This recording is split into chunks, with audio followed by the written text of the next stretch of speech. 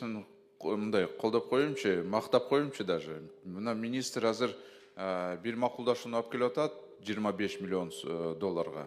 Ошол аркылуу интернатта ремонттойт, бир топ техникалар алынат. Ошон үчүн аракет болуп атат жакшы эле.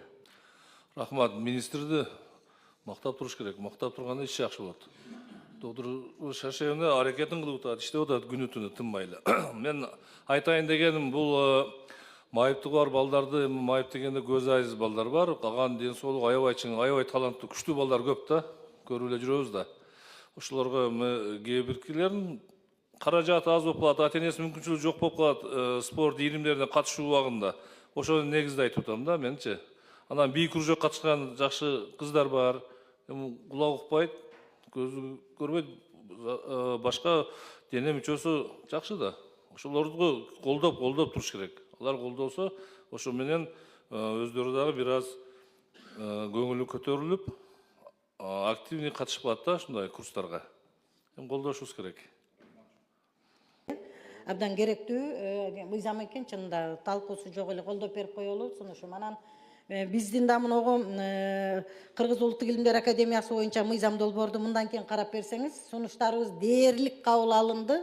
Бир-эки жерде бир-эки сөзүбүз бар. Анан биз ийлеп канча жолу, анан кийин тиги биз парламенттик угуу жасадык. Эми академиктердин да убактысы өтө алтынга тете.